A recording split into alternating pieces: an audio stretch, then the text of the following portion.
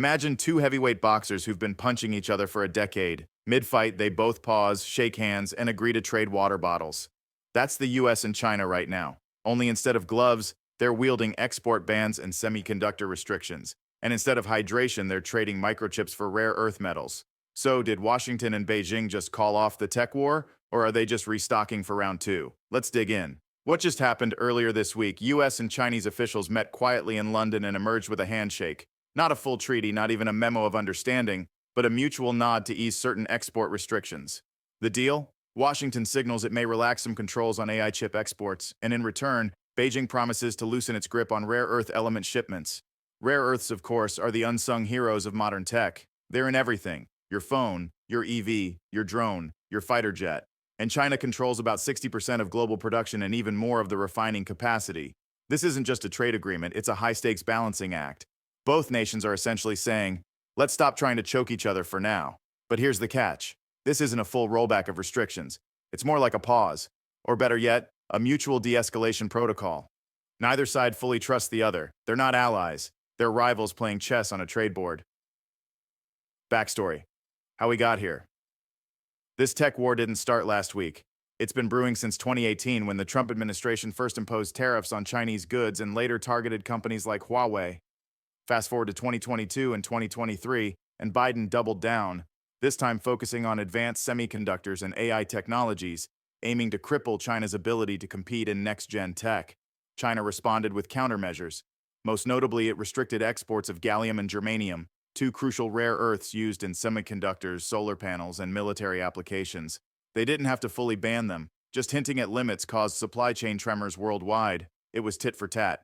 Washington tightened the chip leash. Beijing squeezed the mineral pipeline. And tech giants caught in the crossfire, think Nvidia, Intel, Tesla, scrambled to adjust. That brings us to this week. A temporary easing of tensions, likely the result of back-channel talks and pressure from corporations, lobbyists, and defense departments on both sides. Who benefits, who loses? Let's talk winners. 1. The Biden administration can now claim a diplomatic success without looking weak. They're not removing controls, they're recalibrating. That's the language officials love. It gives them maneuvering room before the 2024 elections, showing they can both stand up to China and avoid economic self-harm. 2. China gets breathing room. With rare earth restrictions lifted or at least relaxed, it can resume exports and stabilize its relationships with European tech partners. That's crucial because multiple nations were already eyeing alternatives to Chinese supply chains. 3. U.S. tech companies, especially chip makers, sigh in relief. Many had millions stuck in warehouses due to export restrictions. Nvidia, for instance, had to redesign chips just to comply with previous rules. Every week of delay cost billions in lost contracts, particularly in Southeast Asia and the Middle East. But this isn't all good news. The losers? Anyone betting on decoupling. This deal signals a return to managed interdependence, not separation. That means both economies are still tangled up in each other's arteries. One wrong move, another spy balloon, another TikTok scandal, and this truce could evaporate like sweat on a hot circuit board. Analysis. What does this signal? Let's be clear. This isn't about generosity. It's about strategic necessity. The U.S. is trying to maintain its technological supremacy while avoiding a full-on economic conflict it can't afford. Inflation is high, the Fed is nervous, and elections are looming. The last thing Biden wants is headlines screaming, China chokes U.S. tech firms, markets dive. On the flip side, China's economy is limping. Youth unemployment is through the roof. Property developers are collapsing, and Xi Jinping is under pressure to show strength without provoking war. So what do both sides do? They hit pause. But the key word is pause. This deal has no permanent structure. It's like two poker players agreeing to stop raising the stakes but still holding cards close to their chest. Some analysts suggest this could be the beginning of a tech détente, a period of cautious collaboration where each side gives a little to gain stability. Others warn it's just a PR stunt to buy time before the next round of bans and tariffs. Long-term outlook. 3 possible scenarios. Let's play futurist. Here are 3 ways this could unfold. 1. Cold Tech War 2.0. After this truce expires, likely by the end of summer, we're back in the trenches. Washington tightens chip controls again, especially if China ramps up AI development. Beijing retaliates with new bans, maybe on lithium or cobalt. Markets tumble, rinse, repeat. 2. Manage competition. Both nations agree on a sort of unwritten code, no full decoupling, but no full access either. Export controls remain, but get more nuanced. Strategic sectors stay protected while less sensitive tech resumes flow. Think of it as economic Cold War détente, 21st century edition. 3. Global realignment. Smaller nations, India, Vietnam, Brazil, capitalize on the chaos. Supply chains shift, alliances get messier, and the world no longer depends on just two tech superpowers. Washington and Beijing both lose influence, and regional tech blocs rise. The most likely? Option 2, manage competition. It's the least dramatic, but also the most politically viable. Neither side can afford a full-scale economic divorce. Not now, not yet. Global reactions. Who's watching? Who's worried the rest of the world didn't sit this one out? European leaders greeted the US-China handshake with cautious optimism, but also with a healthy dose of skepticism. For the EU, this was less about tech and more about strategic ambiguity. They've been caught between the two giants for years, relying on US defense and Chinese markets. Now they're reevaluating. Countries like Germany, which has major EV interests and chip investments, are whispering, if the big boys can talk, maybe we should too. Expect increased pressure on Brussels to secure independent access to both chips and rare earths, either through trade deals or domestic innovation funds.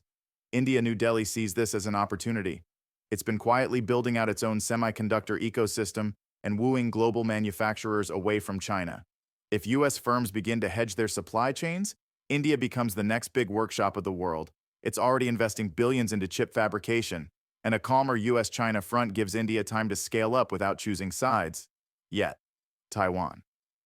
Meanwhile, Taiwan watches everything like a cat in a room full of rocking chairs. As the linchpin of global chip production, it knows any tech deal between the US and China that doesn't include Taiwan could be seen as a threat, or worse, an attempt at neutrality. TSMC, the crown jewel, continues to operate globally, but behind closed doors, there's growing unease about being treated as a pawn. Japan and South Korea both are relieved. They've suffered through whiplash trade policies from both Washington and Beijing. This moment of stability allows their own tech firms, Sony, Samsung, Toshiba, to recalibrate their manufacturing timelines and inventory planning. But they also know it's temporary. Their bet? Build redundancy fast. Election season, how Biden and Trump will spin this. Let's bring it home. In the US, this so-called truce is more than foreign policy. It's campaign ammunition. Joe Biden's narrative is clear. I stood up to China, protected American jobs, and still kept the global economy from collapsing. He'll paint this as a smart move. Measured strength, not reckless aggression. Expect phrases like 21st century diplomacy and economic patriotism. But critics will pounce.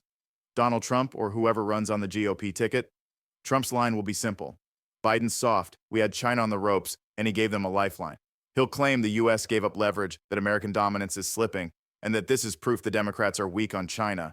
And here's the twist. Both narratives are partly true. Yes, Biden avoided an economic cliff, but yes, it's also a retreat, from maximum pressure to minimum confrontation. And in a country where politics rewards dominance, not nuance, that might hurt him more than it helps. AI and military dominance, the real stakes. Let's be honest, this isn't about trade or diplomacy, it's about who runs the future. Semiconductors and rare earths are the backbone of everything from AI supercomputers to hypersonic missiles. The country that controls them doesn't just win the tech race, it controls information, defense, and ideology. Right now, the US leads in cutting-edge AI models. China leads in resource control and data scale. Both sides know that within the next decade, whoever integrates quantum computing, AI, and satellite networks, the fastest will hold the ultimate geopolitical trump card. This truce, it's not peace. It's time to reload. Pentagon advisors have already warned about strategic complacency. Their concern is simple. While Washington relaxes controls, China accelerates covert R&D through state-subsidized ghost labs. On the other hand, Chinese analysts worry that this handshake is just a cover, so US firms can gather intel on tech flow and tighten the net later.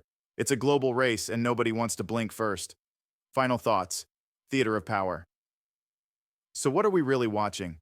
This isn't diplomacy, it's performance. Carefully choreographed by two global actors, each pretending to de-escalate while quietly sharpening the knives behind the curtain. The US wants global leadership without direct war. China wants dominance without invasion. Both want time to prepare, time to innovate, time to win. This truce then is not the end of the tech war, it's just Act 2. Act 1 was tariffs and bans. Act 2 is temporary cooperation. Act 3, well, that will be the one nobody wants to write. A full digital iron curtain. A split internet. A divided tech world where the West and East operate in parallel but incompatible systems. Let's hope we never get there. But in case we do, remember this week. Because future historians might call it the last handshake before the algorithmic arms race truly began. So, Is the tech war cooling down? Maybe. Or maybe this is just the eye of the hurricane. Trade deals can be signed in hours. Empires are built in decades. And Silicon, the most political rock on Earth, doesn't forget who mined it first. This has been your weekly geopolitical breakdown. Stay sharp, stay skeptical, and never underestimate a handshake with strings attached.